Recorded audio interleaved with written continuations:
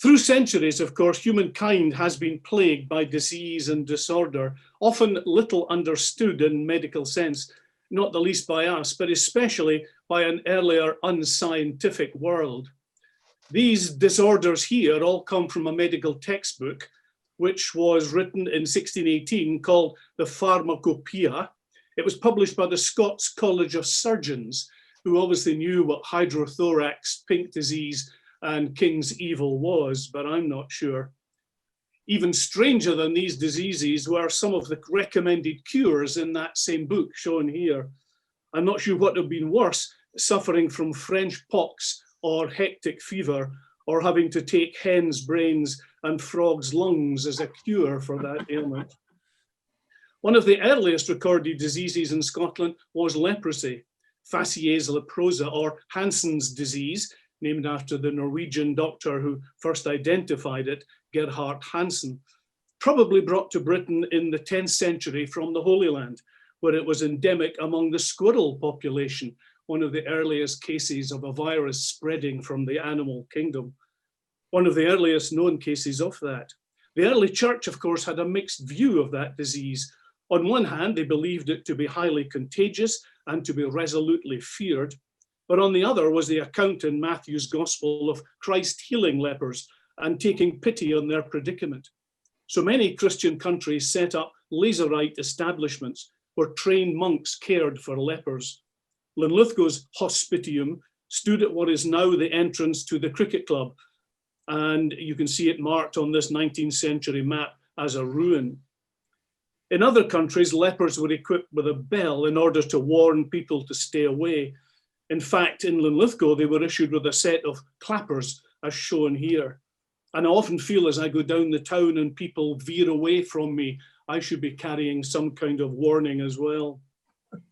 The town was reasonably considerate of their plight, handing out at the weekly market meat which had been declared unfit for human consumption. Incidentally, I'm not suggesting here that Norman and Joy Cummings date from the 14th century. Some of the best evidence for how leprosy was treated comes from excavations conducted at Sutra Isle. Quantities of corrosive chemicals have been found, as well as the material listed in the top left. However, the main approach to leprosy was one of isolation, in the belief that the disease was incurable, but sent from God as purgatory on earth, in the guarantee of a better life in heaven thereafter. A fairly recent archaeological excavation in the old St. Giles graveyard, where incidentally John Knox lies buried, has uncovered several leprosy victims, including the woman shown here, whose skull showed the usual ravages of the disease. And of course, Scotland's most famous character afflicted by the disease was found here in Dunfermline, when the body of Robert the Bruce was disinterred in 1818 and a plaster cast made. And recently, this has been examined and a reconstruction fashioned. Look on the face of your king. Robert the Bruce died in 1329 and gradually the incidence of leprosy declined, only to be replaced by an even worse pandemic, mors atra. Atra, the Latin for black or terrible, and so the Black Death was named. Scholars in Paris gave an exact date when the disease started. It was exactly the point, March the 20th, 1345, when a triple conjunction of these planets occurred in the 40th degree of Aquarius. And you all know that's why disease starts. We now know, of course, the disease started in Turkey and spread across Europe along the trade routes, arriving in London in 1349 and causing Parliament to cease sitting. A fact referred to by Joseph Mogg in April last year, when he argued that Parliament should continue to sit, adding that even he had moved on since the 14th century. The disease arrived in Scotland shortly afterwards, carried by raiding parties from England, and it ravaged the land, killing its estimated 2/3 of the population. Probably, sorry, 2/3 of those infected, probably 1/3 of the population. They had no idea at the time what was causing the disease, only that it produced fever, headaches, chills, and many swollen, painful lymph nodes called buboes. One of the most interesting accounts of the pandemic from the time comes from the quill pen of the monk Robert of Avesbury. All he and other medics could recommend was 40 days isolation. And using a term first applied by Venetian doctors, quarantine, this became quarantine. The best Scottish account is from the Book of Pluscarden, a Benedictine monastery in Murrayshire, still active today. Although using archaic language, the manuscript records accurately what is obviously both bubonic and pneumonic plague, complicated by septicemia. Ignorance and fear combined to produce a variety of possible causes, including airborne demons. Keeping the demons at bay here is a wheel charm, written in Gaelic by the hereditary physicians to the Lords of the Isles, the Beatons. Until recently, medics blamed an infectious fever caused by the bacterium Yersinia pestis. This is transmitted from rodents to humans by the bite of infected fleas. But this theory is now somewhat under review. And increasing evidence from plague pits suggests it was indeed caused by a virus of the Ebola type, so watch this space. With no treatment, or indeed no vaccine available, the plague never went away and came back several times. In 16th century Scotland, Gilbert Skene wrote this account, a brief description of the pest, and determined that its cause was stench, corruption, and filth. He was appointed physician to King James VI, and on one occasion accompanied him to Linlithgow Palace, where he noted the monarch's personal hygiene, noting, "His Majesty wears the same clothes for months on end, even sleeping in them. He also keeps the same hat on 24 hours a day, 7 days a week, until it quite falls apart. Despite my protestations, he refuses to wash, as he is convinced it's bad for your health." When even the monarch did not heed personal hygiene, it's no surprise to learn another health crisis affected Scotland in 1645. This is the burial ground at Bruntsfield in Edinburgh, the last remaining bit of the Borough Muir. It became the place where cartloads of plague victims were dumped in mass graves, carried there by the bailies of the moor, between 9 at night and 5 in the morning. The plaque seen here on the right records the names of John Livingston and his wife Elizabeth Rigg, a Linlithgow girl, who both succumbed to that plague, along with half the population of the city. Overcrowded, squalid, and insanitary as Edinburgh was, the disease ran riot through the population, who would regularly toss the contents of chamber pots from shuttered windows to the cry of Gardaí Lou. So listen to this description. Sanitation is awful, there being a gutter running down the outside length of the street, into which is thrown all household slops. The contents are led to a small burn, into which all privies empty their contents. There is a pump well for the supply of water, and this is situated at a lower level than the privies. 17th century Edinburgh? No, that was Dr. Andrew Gilmer's description of King's Cavil village in 1912. People learn slowly. Again, the only solution to the plague in the 17th century was quarantine. And of course, the most notorious example of that was when the inhabitants of Mary King's Close were barricaded into their street when the disease was reported there. I've taken many, many ghost walks down the rediscovered maze of alleys beneath the city chambers, and there is indeed an air of fearful melancholy about the place. Strict measures were also taken in Linlithgow. For example, where a man returning from Edinburgh was forcibly quarantined on the Borough Muir in a secure compound. As reported in the town minutes, another was told he must stay at home, and to make sure of that, the magistrates chained and padlocked his door. A widow woman was ordered to paint the inside of her house with quicklime, or her house would be burned down. One of the plague doctor's principal tasks was to pierce and drain the victim's buboes, the pus-filled lymph nodes, before they ruptured independently and became septic.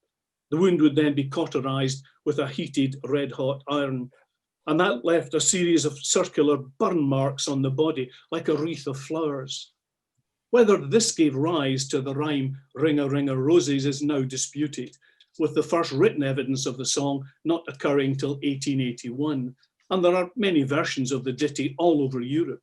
It suggests it was just a child's action song with nothing to do with the body rash, the sneezing which came from pneumonic plague, the posy of flowers to alleviate the smell, or the falling down dead. All in all, the plague was not happy time, an utterly unpleasant experience for the patient, who would more than likely die with or without treatment from the duck-billed plague doctors, their beaks stuffed with herbs or flowers, giving them, of course, the still used sobriquet of quacks. But Linlithgow remained relatively untouched, thanks to the strict quarantine arrangements imposed and its good water supply. Nevertheless, fear of the infection spreading into the borough saw Blackness quarantined, with no ships being permitted to land at Linlithgow's haven, all strictly supervised by the Baron Bailey and the local plague doctor. Gallows were erected at Linlithgow Bridge, on which anyone trying to enter the town would be strung up. A particular anxiety was that it might be carried by people from Bo'ness, who had picked up the disease off ships in the port. Such was Linlithgow's reputation as a relatively safe haven that the University of Edinburgh, then called the College, asked permission to relocate to Linlithgow, along with the estates, the Parliament of the day. Linlithgow Town Council issued these regulations governing the price of accommodation provided for the various visitors. And so in June 1645, the legislature met in the palace, while the uni students sat on specially imported benches in St. Michael's Church, seating that the church was allowed to keep once the students and their professors left. But that was not until the spring of 1646, as for months the disease rampaged round the capital and Edinburgh's mass burial pits were filled. This one was discovered on Leith Links in the early 1990s. Strangely, the most famous episode of a bubonic plague pandemic, the one that struck London in 1665 and killed a quarter of the population, that one hardly affected Scotland. Historians credit better preventative measures, with the Scottish Privy Council issuing a proclamation, this one, forbidding trade or travel with England. So Nicola was not the first. Statutes were also passed enforcing strict quarantine measures, what would be called today a lockdown. This effectively prevented many deaths, but it had a disastrous effect on the Scottish economy. Is all this ringing a bell, perhaps? Once again, the medics were powerless, with little understanding of the cause of the disease. Some blamed the appearance of a comet. Cats and dogs were blamed and caught and killed all over the country. Smoking tobacco was recommended as a prophylactic, and rubbing a newly killed pigeon over the buboes was meant to relieve the pain. Strange, but are they any weirder than some suggested treatments for COVID-19 that we saw being touted last year, one by a former American president? In Linlithgow, huge bonfires of brimstones was burned to clean the air and to destroy the maleficent odors present in the atmosphere, what was called the Myasmatic Theory. Most history books written while I was at school credited the end of the London epidemic with the Great Fire of 1666, but recent evidence seems to suggest the disease was already abating. Most medical historians say with the onset of herd immunity, the most vulnerable were already dead and the young had more resilience against the disease. Gradually, the notion of health and hygiene began to slowly dawn on the authorities. In the larger cities, instead of employing cess collectors to shovel up human filth, mechanization was used to regularly clean it up. This is Glasgow. Linlithgow was not so well equipped, and until late in the 19th century, the unmetalled high street was a filthy quagmire. At the point shown here, an open stream, or more accurately, an open sewer called the Duckburn, ran across the road and into the loch. The ordure was collected from the streets and wynds and heaped up at the West Port until local farmers came and collected it for their fields at a cost payable to the town council. Unsurprisingly, the squalid streets and unhygienic housing continued to be a breeding ground for diseases such as smallpox. This had existed since the days of ancient Egypt, and never gone away. It affected all classes, perhaps the most famous sufferer being Queen Elizabeth I, who disguised the ravages of the condition by applying a mixture of vinegar and lead, which did give her a milky white complexion, and lead poisoning and corroded skin.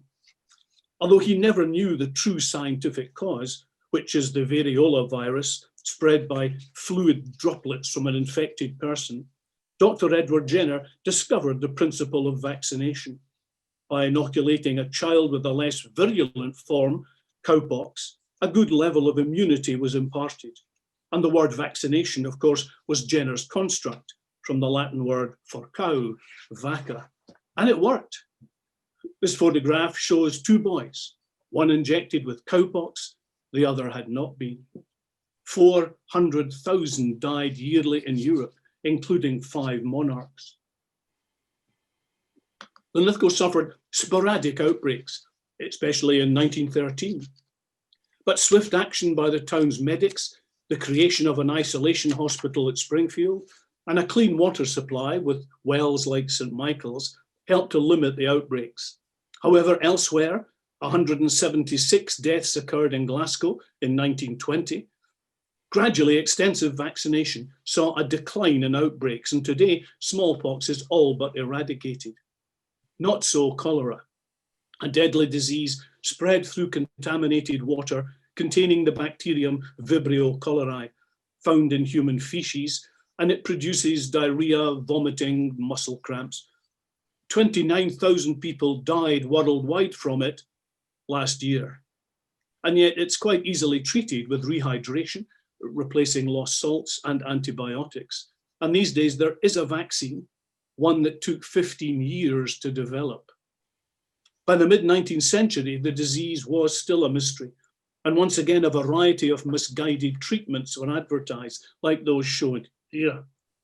Even with Linlithgow's good water supply, outbreaks did occur, 1832, 1848, 1856, when human feces found their way into the town's water supply. The connection between human filth and water was gradually understood, in England notably by Dr. Snow, but also by enlightened councils in Scotland. The Linlithgow magistrates issued this notice, its advice a clear testament to what evils persisted. You had to move your pigsty further away. All dung had to be moved when it amounted to a cartload, etc. Slowly, the connection between disease and polluted drinking water was made. This cartoon, which is getting somewhere near the truth, appeared in 1828, but I'm not quite sure if bacteria actually do look like that. Slowly, in the middle of the 19th century, the disease still regularly broke out. One particular problem was, once again, infected sailors coming into Scottish ports. In 1856, 3,000 people died in Leith, and several cases occurred in Blackness. Without treatment, 50% of those affected died, and it knew no class barriers. And it was this fact that helped to direct money into determining the cause. It wasn't just those living in squalor in Linlithgow High Street. This is the rear of properties at the Cross. But 2 members of Provost Adam Dawson's family died of cholera, and that was the richest family in town. So this factor brought money to bear on the problem, and an appeal for funds brought in a considerable amount from individuals and organisations like the Fraternity of Dyers, seen here arriving at Blackness on March's Day in 1870. Money was spent on cleaning notorious dumping grounds in the borough, burning lime in the streets at night, fumigating properties along Linlithgow's cramped High Street, and the employment of night soil men. They cleared the town of human effluvia throughout the hours of darkness, often selling their wares to local farmers who dumped the rich produce on their fields, along with bits of broken chamber pot that were chucked out with the feces. And fragments of that often turn up in fields or in a Baileylands garden, as those on the top right were. Linlithgow's cholera pit has gone in the northeast of St. Michael's graveyard, but the cholera markers do exist in cemeteries like those at Kilmarnock and Dumfries. With continuing uncertainty as to the cause of the disease, conspiracy theories abounded. One that circulated in Linlithgow and was printed in Dick's Monthly Advertiser, a newspaper produced in Bean Castle Bray, now Tom Pollock's house, was that doctors were using the epidemic to provide bodies for dissection. And bodies there were. In the 1856 epidemic, 12 from Linlithgow's poorhouse alone, 450 in Paisley, 3,000 in Glasgow. On the left of this picture is the Westport well, and once again, Linlithgow's reasonable water supply helped to save the day, and the town missed the worst of the later cholera epidemics. By the late 19th century, the importance of clean water was gaining ground. Glasgow led the way in the UK with the construction of the Loch Katrine Reservoir in 1859, and Linlithgow was not much far behind, with the opening of reservoirs at Loch Cote and later at Beacraigs. Here in 1884, Provost Andrew Gilmer is inaugurating a new water supply to the town, attended by a sizable crowd, including the local policemen and some firemen. Provost Gilmer was the town doctor, and he took a keen interest in the borough's health and hygiene. He commissioned these two reports seen here into Linlithgow's sewerage and the state of sanitation, and was appalled to discover just how much untreated human manure was being fed into Linlithgow Loch.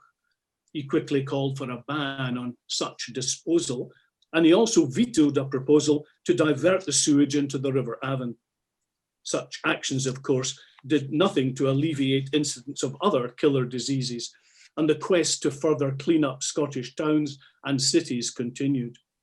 A new fever hospital was erected in Linlithgow in 1905, and its staff treated outbreaks of scarlet fever, whooping cough, typhus, and measles.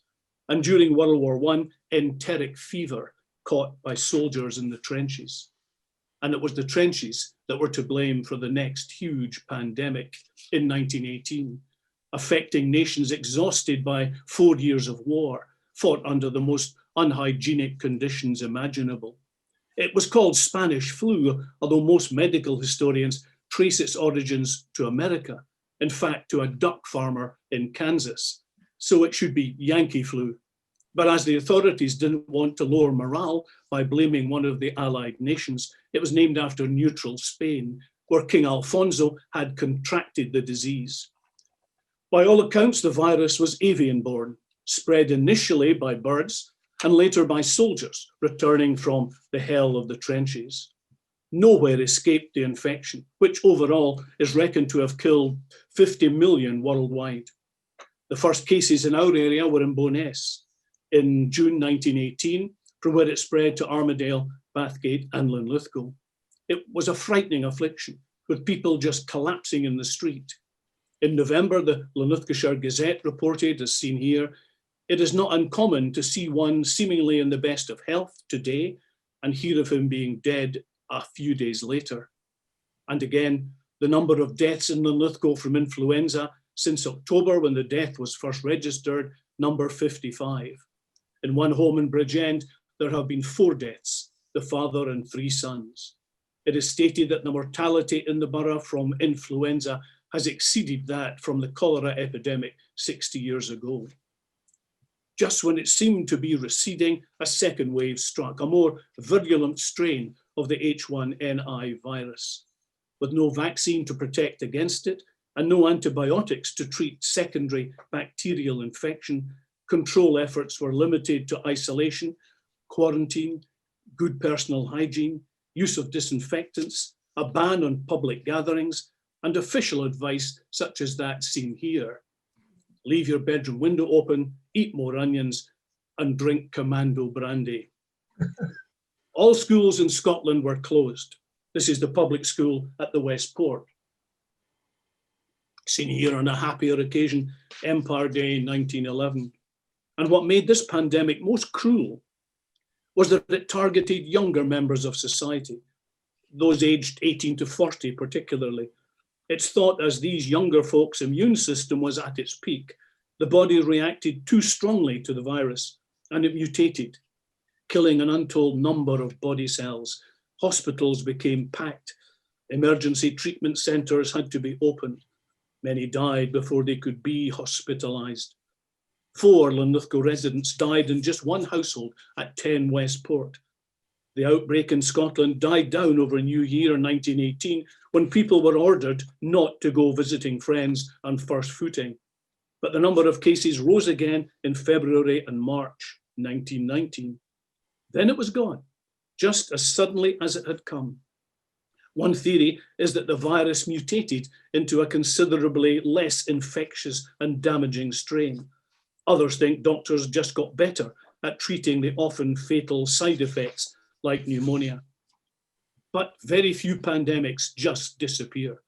The one I was first aware of as a child was poliomyelitis in the 1950s. I remember well because North Berwick swimming pool was closed, parents fearing for their children catching the enterovirus, spread by nasal and oral secretions which enter the digestive tract and then migrate to the bloodstream, where they attack the nerve cells, causing breathing difficulties and in some cases limb weakness or paralysis. I remember watching with horror on television the black and white images of many children in iron lungs. And we had TV very early, as my dad was a television engineer. The cure was vaccination, which began in the 1960s, delivered, you may remember, on a sugar lump, and it proved highly effective. Although because of a lack of universal vaccination, this disease has started to return. A piece of advice for us all there: how anyone could refuse a life-saving injection is beyond me, not just for themselves, but in order to totally eliminate a disease.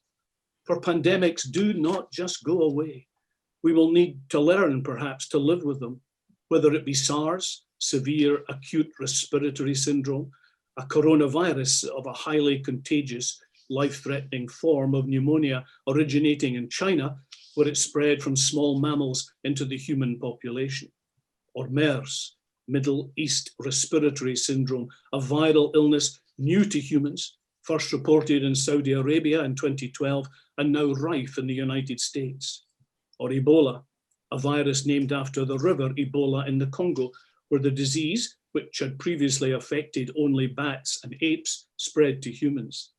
Or COVID-19, a virus related to the common cold, but a new strain never seen before, first reported by the World Health Organization on December 31st, 2019, and the rest is history.